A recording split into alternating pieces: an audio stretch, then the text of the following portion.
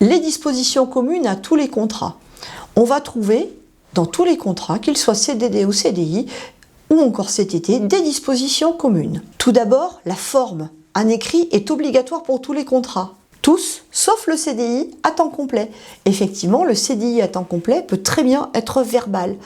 Attention toutefois, si celui-ci est verbal, cela veut dire qu'il ne comprendra pas les différentes clauses particulières. Donc par exemple, un CDI purement verbal, pas de période d'essai, pas de clause de non-concurrence. Donc il est très fortement conseillé de rédiger un contrat de travail, quel que soit le type de contrat. Un contrat doit systématiquement être écrit en français, même si on embauche une personne étrangère qui ne comprend pas forcément le français correctement, même si on embauche effectivement une personne dans le cadre d'une prestation à l'étranger. Dès l'instant où le contrat de travail est rattaché à une entreprise française, il doit être rédigé en français. Par contre, et cela existe dans de très nombreuses entreprises qui travaillent à l'international, rien n'empêche qu'il soit rédigé en français, puis dans une autre langue. Par exemple, de très nombreux contrats cadres dans de très grosses entreprises sont systématiquement rédigés en français et en anglais, l'un à la suite de l'autre. Nous allons voir maintenant les conditions de validité du contrat. Tout d'abord, le consentement. Le consentement doit être éclairé, c'est-à-dire que le candidat doit signer en toute connaissance de cause et non sous la contrainte. Deuxième condition de validité, la capacité à contracter du salarié. Le salarié doit être en capacité de contracter, c'est-à-dire qu'il doit effectivement être capable de contracter. S'il ne l'est pas, par exemple un mineur ou quelqu'un, un salarié par exemple qui va être sous curatelle, dans ces cas-là, il y aura forcément quelqu'un qui aura la capacité de contracter, qui le fera pour lui à sa place. Dans le cadre d'un mineur, par exemple, ce sera l'un des parents qui signera le contrat à sa place. L'objet du contrat, c'est quoi ? Bien, tout simplement, pour le salarié, c'est le travail qui va être effectué, et pour l'employeur, c'est la rémunération qu'il va donner en échange de ce travail. Voilà ce qu'est l'objet du contrat. Et enfin, la cause du contrat. La cause, c'est le motif qui va avoir poussé les deux parties à contracter ce contrat de travail. Donc cette cause, elle doit être licite et non contraire à l'ordre public. Par exemple, il est strictement interdit de faire un contrat de travail pour embaucher quelqu'un qui va faire du trafic de drogue, parce que ce n'est pas licite. Le contenu du contrat de travail, qu'est-ce qu'on va trouver dans un contrat de travail ? On va trouver différentes clauses. Tout d'abord, on va trouver des clauses générales. Déjà, en premier lieu, l'identité des parties. L'identité, donc, de l'entreprise, de l'employeur. Donc, le nom de l'entreprise, sa localisation, son SIRET, la personne qui le représente. Donc, non, ce ne sera pas une assistante RH. Non, ce ne sera pas non plus un comptable. Généralement, la personne qui le représente, c'est le président ou encore le DRH, par exemple. On va également trouver l'identité du salarié. L'identité du salarié, son nom, son prénom, son numéro de sécurité sociale, donc le NIR. On va également trouver son adresse, éventuellement sa date de naissance et son lieu de naissance. On trouvera également sa nationalité, s'il n'est pas de nationalité française, et s'il y a nécessité d'une carte de séjour, celle-ci devra être mentionnée par son numéro et sa date de fin de validité. On va également trouver le lieu d'exécution du travail. Ce lieu n'est pas forcément le même lieu que celui de l'entreprise. Les contrats de travail sont généralement rédigés au siège, alors que le lieu d'exécution du contrat peut être tout autre. Ça peut être une agence, un chantier, etc., etc. Le salarié peut également être amené à travailler en totale indépendance chez lui. De plus en plus de personnes font du télétravail ou encore en visite, effectivement, en visite de clients comme le font les commerciaux. On trouvera également le poste de travail, c'est-à-dire l'emploi réellement occupé par le salarié, donc généralement à minima l'emploi. On trouvera aussi très souvent les missions qu'il doit effectuer, les tâches qui lui seront affectées par exemple. Et bien évidemment, si ce contrat de travail est soumis à des risques particuliers, ces risques particuliers seront notés dans le contrat de travail. On trouvera également la position du salarié. Alors ce qu'on appelle par position, c'est son niveau au sein de la hiérarchie. C'est-à-dire ça peut être un échelon, un niveau, un grade, un coefficient. Cette position sera toujours définie par la convention collective puisque le droit du travail ne prévoit aucune position. Nous trouverons ensuite bien évidemment la date de début de contrat. hein. Toujours la date de prise de poste, voire l'heure de prise de poste, si cela a son importance. Très important, nous trouverons les éléments du salaire et les horaires de travail. Alors les éléments du salaire, le salaire peut être déterminé soit en salaire brut mensuel, soit en salaire brut annuel, soit en salaire brut horaire. Attention, le salaire n'est jamais déterminé en net, il est toujours déterminé en brut. Bien évidemment, lié également au salaire, les horaires de travail. Alors à noter que les horaires de travail ne sont pas obligatoires dans un contrat de travail, sauf pour un contrat de travail à temps partiel. Autrement, en cas de contrat de travail à temps complet, il faut simplement expliquer que le salarié effectue son contrat dans le cadre d'un temps complet. Bien évidemment, nous trouverons aussi la convention collective applicable, hein, qui à elle seule va permettre de mettre en place nous trouverons également la convention collective applicable au travail. En plus de tout, nous trouverons également la convention collective applicable au sein de l'entreprise. En plus de tous ces éléments, il faudra également rajouter les informations concernant l'URSSAF, concernant la caisse de retraite complémentaire et les éventuels complémentaires frais de santé et prévoyance. On peut également trouver différentes clauses concernant l'obligation du salarié de prévenir l'employeur en cas d'absence, concernant les congés payés, concernant les heures supplémentaires. Après toutes ces clauses générales, que l'on va retrouver dans la, on va dire, quasi-totalité des contrats, on va avoir des clauses particulières. Ces clauses particulières sont extrêmement variées et ont chacune une utilité bien précise. Tout d'abord, la période d'essai. La période d'essai est une clause particulière, elle n'est pas obligatoire. Contrairement à ce qu'on pourrait penser, rien n'oblige un employeur à mettre en place une période d'essai au sein d'un contrat de travail. Bien évidemment, il est fortement conseillé de le faire pour éviter des déconvenues, que ce soit pour l'employeur ou pour le salarié. La période d'essai, c'est tout simplement la période pendant laquelle l'une ou l'autre des deux parties peut rompre le contrat de travail sans avoir à fournir d'explication à l'autre. Voilà, tout simplement. La clause de non-concurrence, pour être licite, doit remplir 3 conditions. Première condition, elle doit être limitée géographiquement.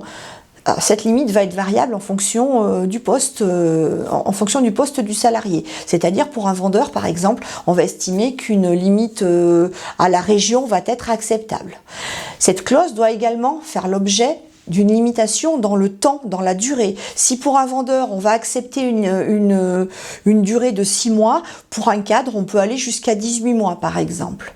Et enfin, troisième condition, et ce n'est pas la moindre, elle doit faire l'objet d'une contrepartie pécuniaire. C'est-à-dire que pour qu'elle soit licite, il faut qu'elle prévoie automatiquement une contrepartie pécuniaire qui sera versée pendant toute la durée de la clause à son bénéficiaire. Alors pour faire simple, cette clause va effectivement être écrite sur le contrat de travail, mais elle va se mettre en application lorsque le contrat de travail sera rompu. C'est-à-dire, à la rupture du contrat de travail, l'employeur va avoir 2 choix. Soit il va lever la clause de non-concurrence, soit il va la maintenir. S'il choisit de la lever, il devra le mentionner explicitement dans un courrier, une réponse à une lettre de démission ou encore une notification de licenciement. S'il la maintient, par contre, ça veut dire qu'il va s'engager à payer le salarié pendant un certain temps.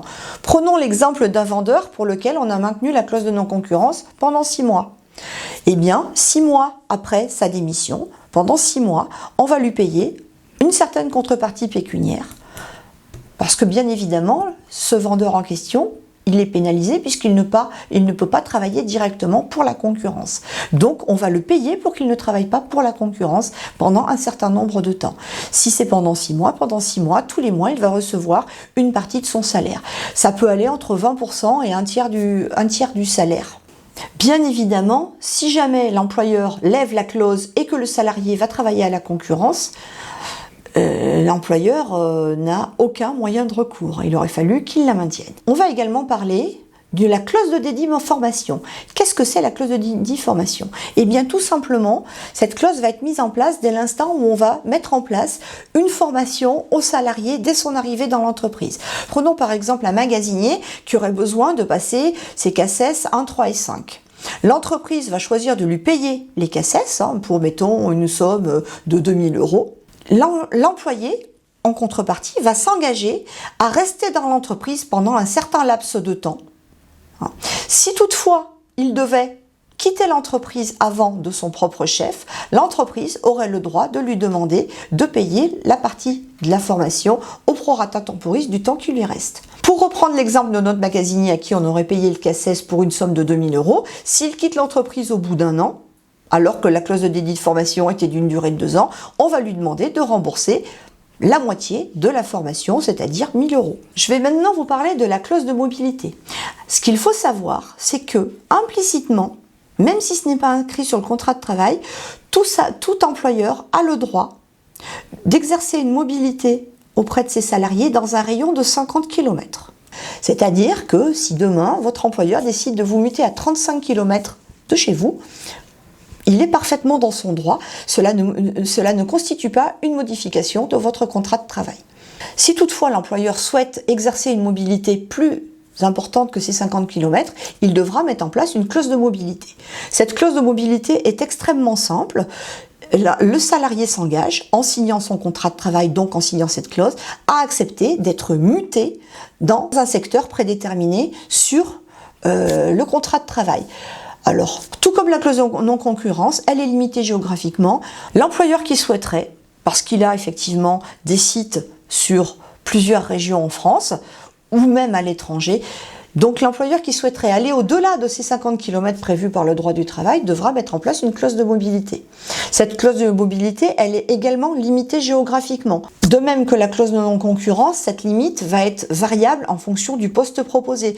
C'est-à-dire qu'un poste d'employé va être limité par exemple à la région, alors qu'un poste de cadre va être limité à la France, et voire un poste de cadre dirigeant, pourquoi pas au monde entier.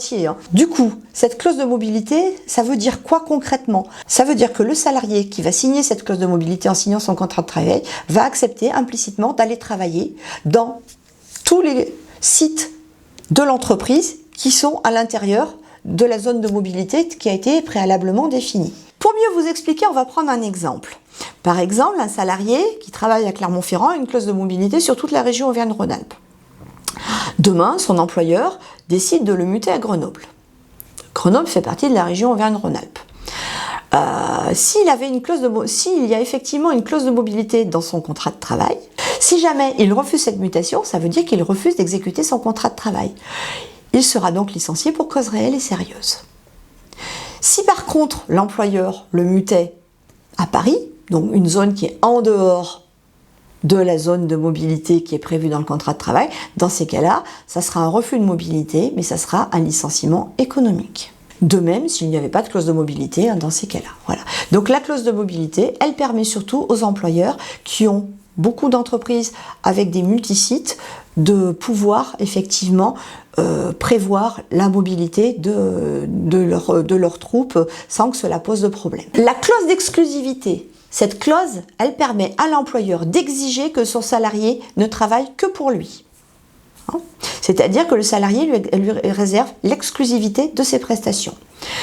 Toutefois, il est à noter que la plupart de ces clauses sont plus souples et permettent simplement à l'employeur de s'assurer que le salarié n'ira pas travailler dans une autre entreprise sans lui en avoir préalablement informé. On peut parler aussi de la clause de rémunération forfaitaire. Cette clause permet de payer toujours le même salaire, quel que soit le temps travaillé. Elle permet donc d'exonérer l'employeur des heures supplémentaires. Et enfin, la clause de confidentialité. Même si le droit du travail préconise aux salariés la discrétion auprès de son entreprise, il n'est pas vain de mettre une clause de confidentialité en plus qui mette effectivement le salarié directement devant ses obligations. En effet, le salarié doit rester discret et ne doit surtout pas révéler à l'extérieur de l'entreprise ce qui concerne les différentes tâches pour lesquelles il est affecté dans l'entreprise. Quelles sont donc les obligations des parties dans un contrat de travail? Eh bien, l'employeur doit donc procurer au salarié le travail convenu et doit donc également lui donner les moyens nécessaires pour effectuer ce travail. Par exemple, pour une assistante, l'employeur doit impérativement lui fournir un ordinateur pour qu'elle puisse effectuer les différentes tâches qui lui sont confiées. Ou comme confier aussi à un commercial un téléphone portable pour qu'il puisse appeler les clients. Deuxième obligation, rémunérer le salarié aux dates et taux prévus. C'est-à-dire que la date prévue pour le paiement des salaires doit être identique d'un mois sur l'autre, à 1 ou 2 jours près. Mais s'il est prévu que le salarié soit payé le 5 du mois, ça peut être le 4 ou le 6, mais ce n'est pas ni le 12 ni le 15, bien évidemment. Et de même, le salarié doit être payé à la rémunération qui est prévue sur son contrat de travail et pas à un autre salaire. L'employeur doit également respecter toute la réglementation légale. Et enfin, l'employeur doit également s'acquitter de toutes les obligations sociales obligatoires auprès notamment de l'URSSAF. Quelles sont les obligations du salarié? Le salarié doit exécuter personnellement et consciencieusement le travail qui lui a été confié. C'est-à-dire consciencieusement, il doit faire de son mieux. Et personnellement, c'est lui qui effectue le travail confié et non pas une tierce personne. Il doit également prendre soin du matériel qui lui est confié. Il doit respecter la discipline intérieure de l'entreprise, donc il doit se fier, il doit se conformer à toutes les règles qui existent dans l'entreprise. Et enfin, il doit respecter le secret professionnel et s'abstenir de tout acte de concurrence. C'est-à-dire qu'il ne doit bien évidemment pas aller raconter à l'extérieur de l'entreprise, c'est-à-dire qu'il devra effectivement ne pas aller répéter à l'extérieur de l'entreprise des choses qu'il aurait pu apprendre dans le cadre de son travail.